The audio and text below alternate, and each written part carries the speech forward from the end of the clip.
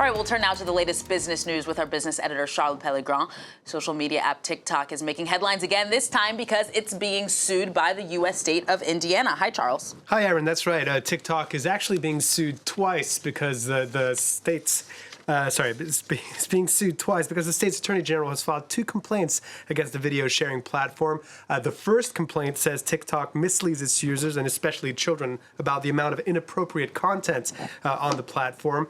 The second complaint argues that the app holds users' sensitive and personal information and deceives them by saying their information is secure. In a statement, the company responded by saying its top priority is the safety, privacy, and security of our community. The TikTok is owned by ByteDance, a Chinese company headquartered in Beijing, and as a result has been the target of criticism within the U.S. because of concerns of customer data ending up in the hands of the Chinese state.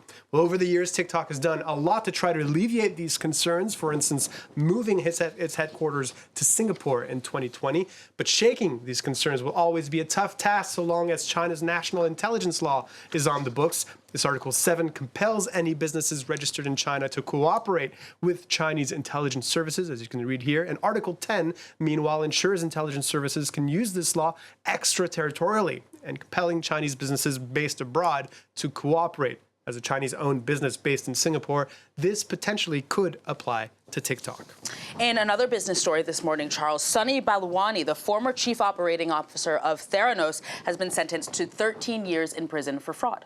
That's right. The former blood testing startup founded and run by Elizabeth Holmes falsely argued that its machines could run tests just using a single drop of blood. This sentence followed that handed to Holmes last month.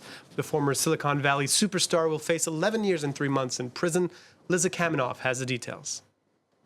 How are you feeling today? It's been 3 weeks since Elizabeth Holmes, founder of blood testing startups Theranos, was sentenced to 11 years in prison. Now it's her business partner's turn to be trialed. Sunny Balwani was the ex-partner of Elizabeth Holmes and the former chief operating officer of the startup which had promised to revolutionize blood testing. Balwani was sentenced to 13 years for being at the center of the biggest fraud of Silicon Valley. His attorney plans to make an appeal. This is all speculation. We're proud to represent Mr. Balwani, and we think that the outcome should have been different, and we respectfully disagree with it, but again, we're going to appeal. The Silicon Valley startup claimed its devices could accurately run hundreds of blood tests, diagnosing diseases from the prick of a finger. Theranos had defrauded high-profile investors of more than $900 million of funding, giving the company a total value of $9 billion.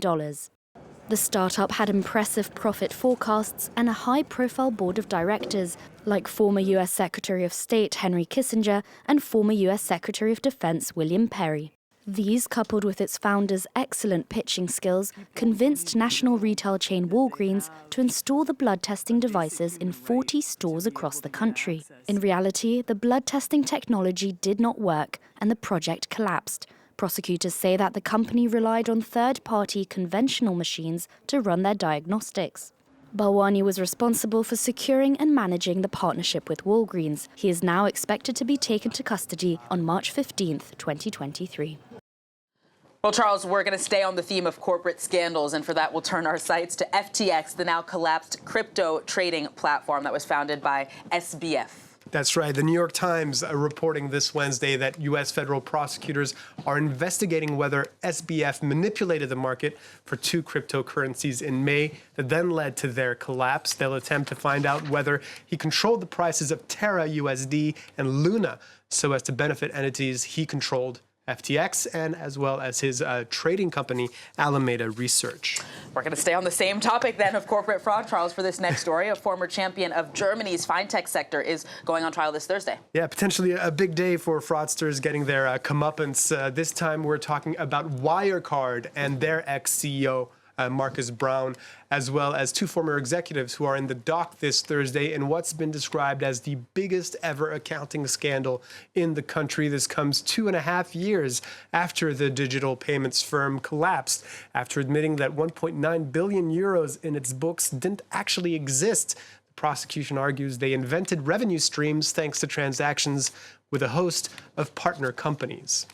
All right, Charles, turning to South Korea now. The government is continuing to turn the screws on striking truckers. That's right. This Thursday, it expanded its return to work orders against thousands of strikers after ordering cement trucks back to work on November 29th, while 6,000 drivers transporting steel and 4,500 drivers transporting fuel and chemicals will now be compelled to get behind the wheel starting from today. The walkout is over freight fare issues and in a context of rising fuel costs.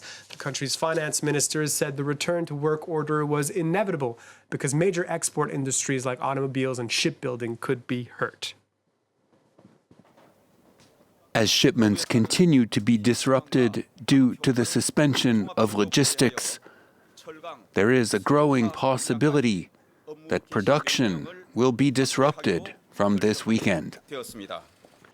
And finally, Charles, for business, we'll end by taking a look at the Asian markets this hour. Absolutely. The Hang Seng in Hong Kong surging this Wednesday on the back of a local news report on a possible easing of COVID rules in the territory, including lifting its outdoor mask rule and relaxing mandatory testing for arrivals. As you can see, the Hang Seng in Hong Kong up over 3%. Meanwhile, the Nikkei in Tokyo down by almost 0.5%. The outlook in Europe is different, though. Stocks trading mixed at the open this Thursday. Investors concerned about inflation and the general economic outlook, and looking forward to the Federal Reserve's meeting next week, where it's expected key interest rates will be increased by 50 basis points. As you can see, the FTSE in London trading flat, the DAX in Frankfurt up by 0.2%, the same for the CAC 40 in Paris.